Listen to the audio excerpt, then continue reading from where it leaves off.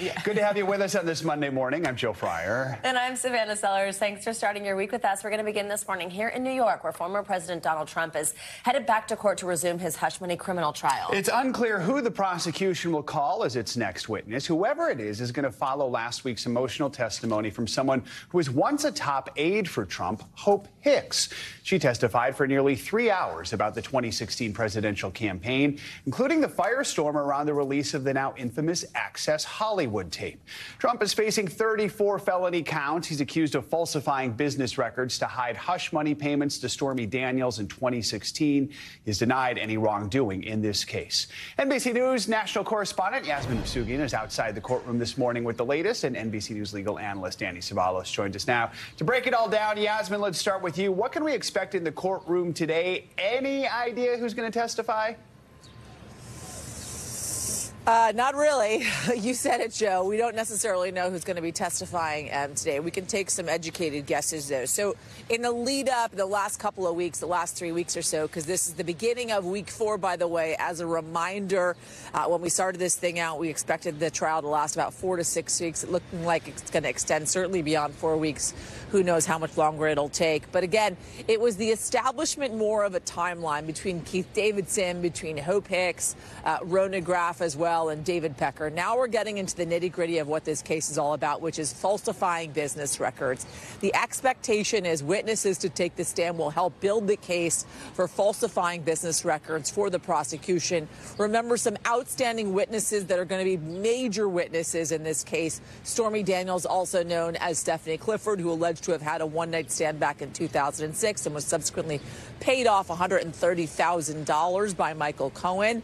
Michael Cohen himself, who has been key to this entire trial, his name brought up thousands of times really at this point. And Madeleine Westerhout, who was the former president's secretary inside the Oval Office, an individual who may very well have walked those 9 checks over to the former president to be signed and then sent to Michael Cohen to reimburse him for some of those payments. Some of those witnesses to look out for, but expect this week to be really about establishing the falsifying of business records. And again, we are awaiting also a judgment when it comes to whether or not the former president violated those gag orders.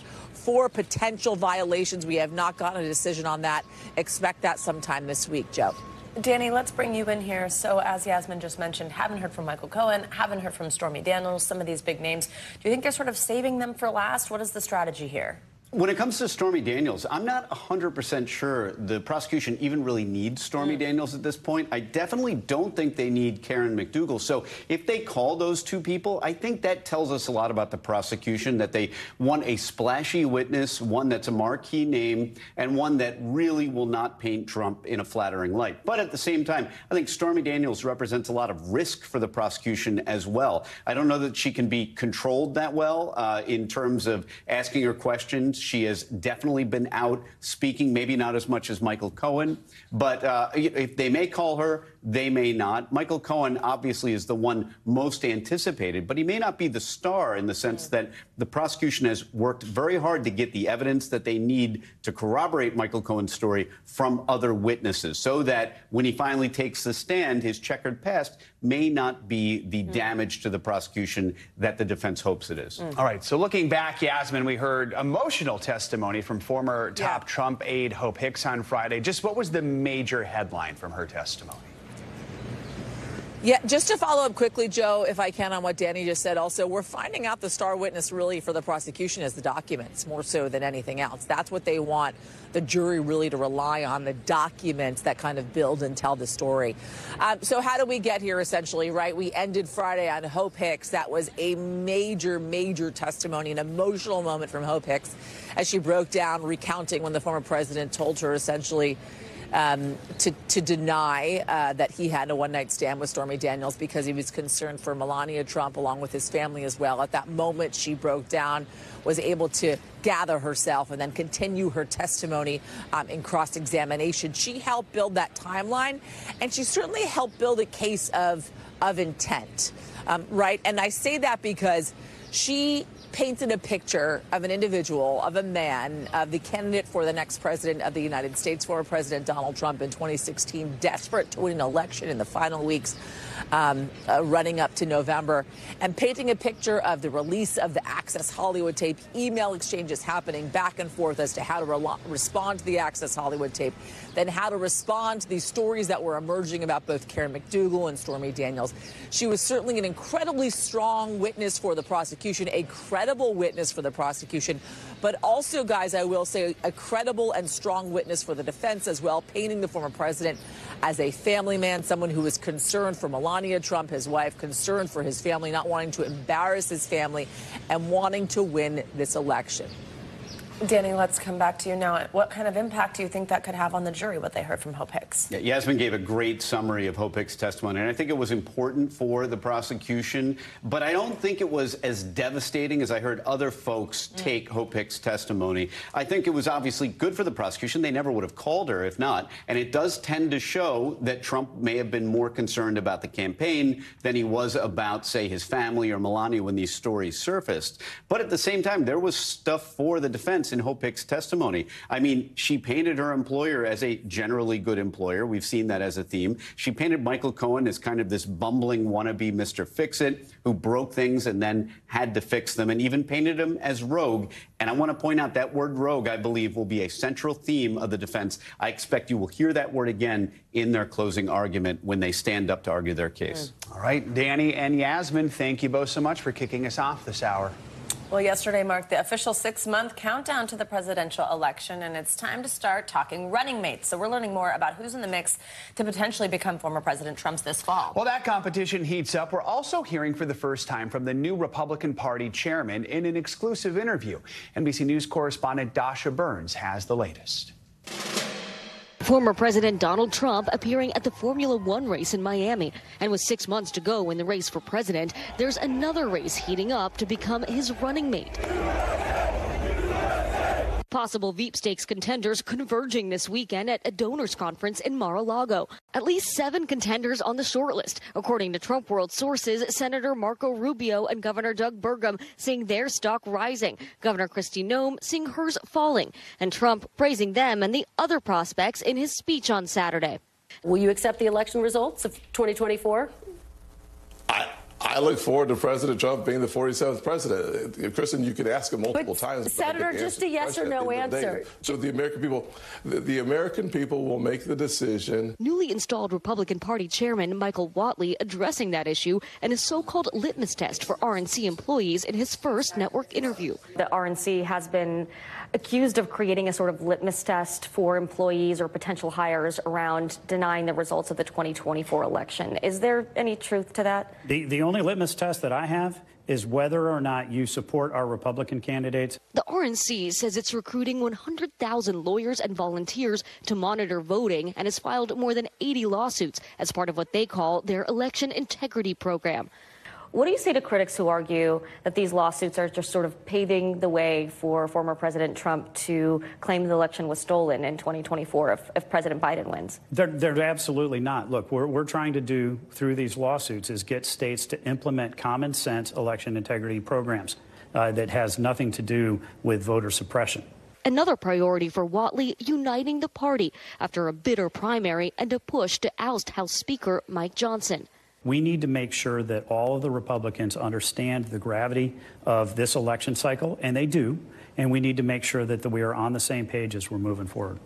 Well, thanks to Dasha Burns for that report. The 2024 Republican National Convention will get underway just over 2 months from now, July 15th in Milwaukee. NBC News senior national politics reporter Jonathan Allen joins us for more on this topic and the race for the White House. John, good morning. Great to have you with us as always. So let's start with what we just heard in Dasha's piece about these potential former running mates for former President Trump. VP hopefuls that spent the weekend at Mar-a-Lago for this fundraising retreat, and a source familiar with the matter says that the Trump team has started doing this deep dive on the candidates. What should we know about the process so far, and tell us more about some of those names involved? Yeah, good morning, Savannah. Good morning, Joe. It's like Celebrity Political Apprentice going down in Mar-a-Lago right now.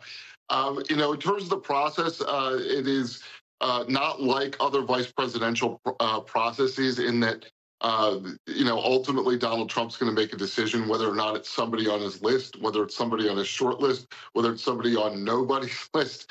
And so, I mean, that which has characterized how Trump has operated for a long time. All of that said, there's between 15 to 17 people that have been identified as potential vice presidential candidates. And as you alluded to, they are starting to do some of the research. His team is doing some of the research into who these folks are. But the standards may be a little bit different for this set than for others in that, what the metrics are may be different.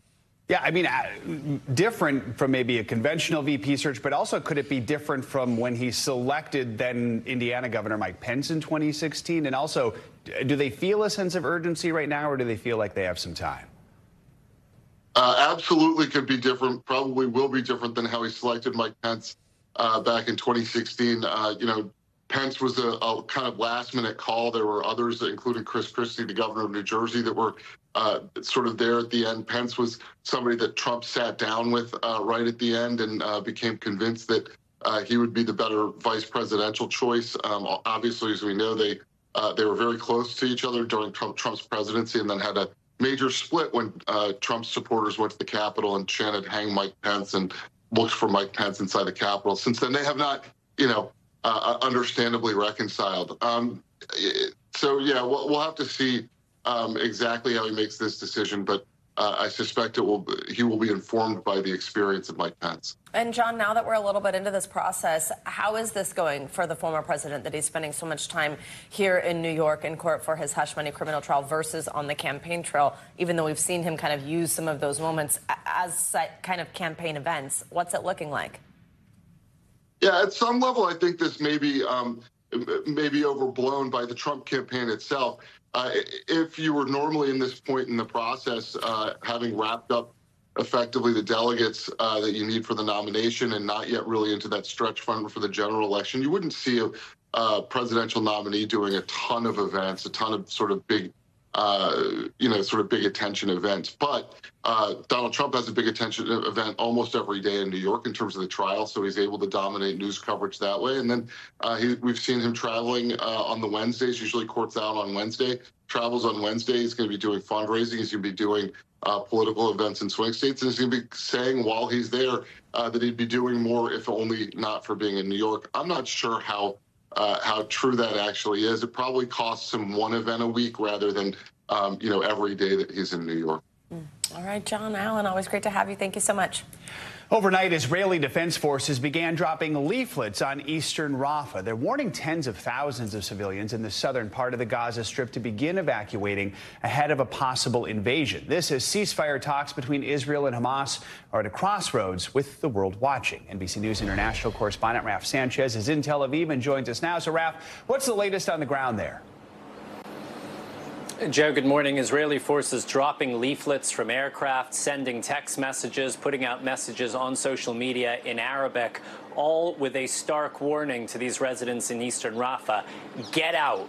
We are about to attack the area. The IDF estimates there are around 100,000 people living in that area in between the city of Rafah and the Gaza border, and they are telling them to head north and west to an area called Al-Mawasi, which the Israeli military says is a safe zone.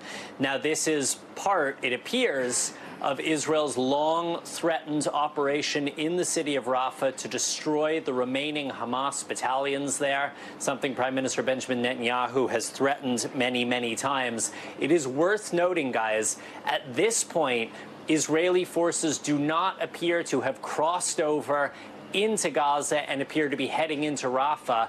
I spoke to an Israeli official earlier today. They said at this point there is no firm timeline for when that Israeli ground offensive would begin. They would need, first of all, an order from the Israeli government to send the troops in, and two, they are monitoring to see how long it takes for those Palestinian civilians to evacuate from eastern Rafah. But the U.S., the UN, humanitarian groups have consistently warned that an Israeli ground attack on Rafah where more than 1 million Palestinian civilians are sheltering, has the potential to be a disaster, not just in terms of loss of innocent life, but also disrupting the flow of humanitarian aid. And of course, this all comes amid these ceasefire negotiations. So it is possible, guys, that this maneuvering on the ground inside Gaza may be an Israeli tactic to try to put more pressure, not just on Hamas, but also on the U.S. and on Egypt to try to get this deal over the line. Guys. And Raf, we're hearing CIA Director William Burns is in the region in this last-ditch effort to try to save those ceasefire negotiations you just referenced. What do we know about that meeting and the latest on negotiations? Yeah, Savannah, the CIA director has been crisscrossing the Middle East for a couple of days now. He started his trip in Egypt, where these negotiations have been taking place.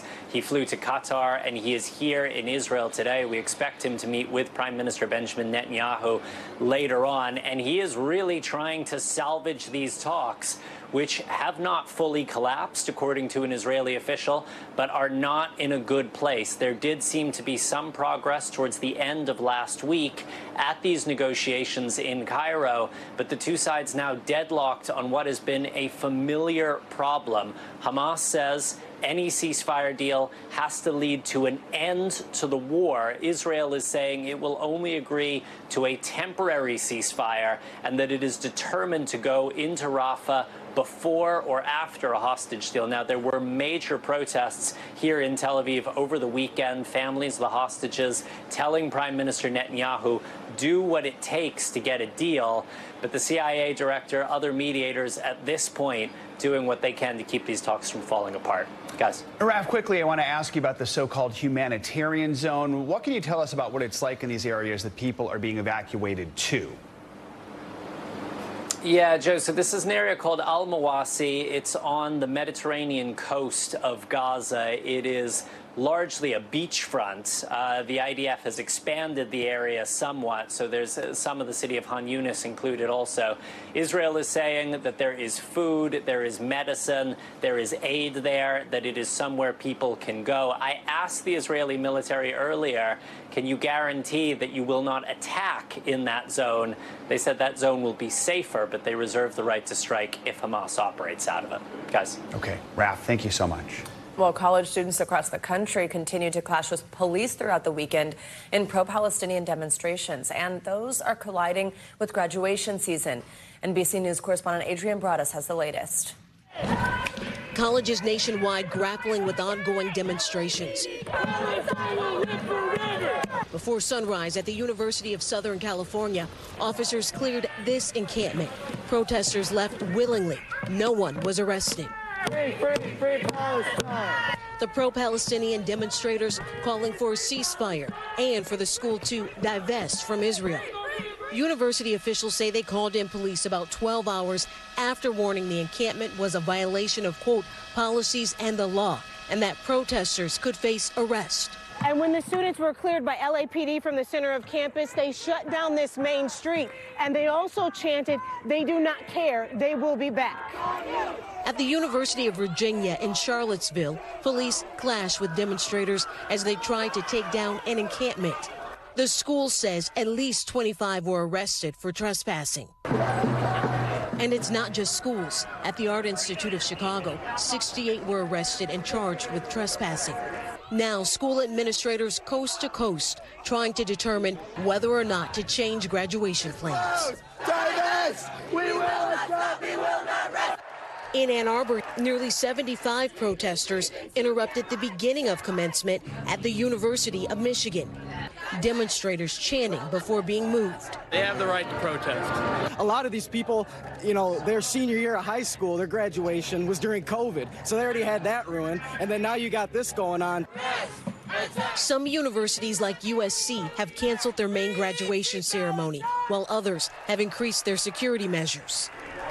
Early Sunday morning, protesters at USC left peacefully, some reluctant, but not without making some noise. All right, Adrian, thank you so much. Severe storms in Oklahoma and Texas that brought torrential rain over the weekend left a 4-year-old boy dead and millions under flood watch. One spot north of Houston got pounded by 23 inches of rain over the past week. Rescue crews spent the weekend battling rising floodwaters. County officials tell us more than 500 people have been rescued so far. NBC News correspondent Priscilla Thompson joins us now from Humble, Texas with the latest on this. Priscilla, good morning. So the amount of water that has hit the state of Texas is just staggering. I mean, Joe just laid out the inches. Give us a sense of just how bad it is out there. Yeah, Savannah, Joe, good morning. There were some folks who saw more than 2 feet of water. And here where we are, you can see the kinds of scenes that people are waking up to this morning. This roadway just still entirely covered by water. There's a flood gauge back there that you may not be able to see, but it's reading at just under 6 inches, at around 4 inches. And I will tell you, when we were out here yesterday, it was more than a foot. It was about 1.5 feet yesterday. So the water is receding significantly, which is very good news as folks are trying to get back into their homes today. But it comes after a weekend of just relentless rain where we saw those waters continuing to rise. As you mentioned, county officials across the Houston area reporting more than 500 rescues and evacuations, helping people who were in life-threatening situations and also people who just stayed in their homes until the water began to rise to a level that was just simply too high for them to leave on their own. And we also learned that tragically there was a 4-year-old boy who died near Dallas. Police say that his family was driving through some of that high water and they got stuck, at which point they attempted to walk out. And unfortunately, that 4-year-old boy was swept away and his body was found later. So certainly a lot of tragedy here as folks are trying to get back into their homes to begin to survey that damage. Joe, Savannah? Just heartbreaking news for that community and that family. I know, Priscilla, the flood watches in many of the hardest hit areas have expired, but that doesn't mean they're out of the woods yet, right? That's right, because there are a number of major rivers here that also got a lot of water. Some of those rivers, most of them have already crested, but there is still the possibility for major river flooding over the next several days. So some of these communities may see this water go back up again. And that's what officials are worried about, that people will see that it's not raining, that it's a sunny day, and they'll attempt to drive through this water to get to their homes, not knowing that the water has risen and that could lead to even more rescues over the next several days as we try to get through all of this and get things back to normal here. So, Priscilla, give us some reminders about how people can stay safe. What do authorities want residents to know?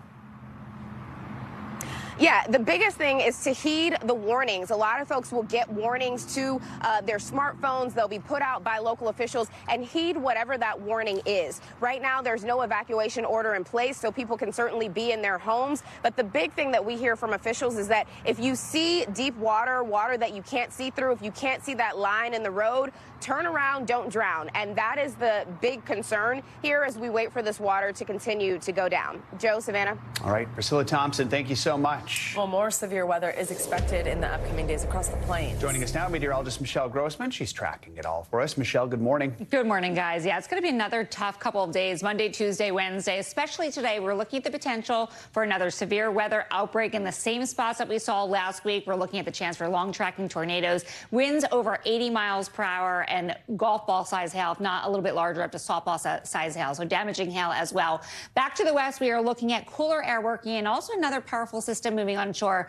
That's going to bring us some rain in the Pacific Northwest, the Intermountain West, but really heavy snow in the upper elevations of the mountains. Then as we head east, we're unsettled here too, because we're looking at the chance for some showers, even pockets of heavier rain in the mid-Atlantic into the southeast. Also some rain throughout the Ohio Valley and also the Tennessee Valley. So a lot going on this Monday. Taking a look at satellite radar, you can see that rain falling right now throughout the Tennessee Valley. We saw lightning earlier this morning. That's starting to dissipate at this hour. Back to the west, you see that snow falling, spring snow. That is in the blue, the rain falling as well. But it's the middle of the country where we're going to start to see those storms fire up with the daytime heating into this evening and the overnight hours once again. 15 million people at risk. We have a moderate risk, and that is in the red here. So Wichita, Oklahoma City, Wichita Falls, but anywhere within the yellow, the orange, the red, even the green could see strong to severe storms. I mentioned that giant softball size hail, long tracking tornadoes, the potential for strong tornadoes, and the potential for an outbreak as well. well, damaging winds up to 80 miles per hour. That's hurricane force winds. That's going to bring down power lines, also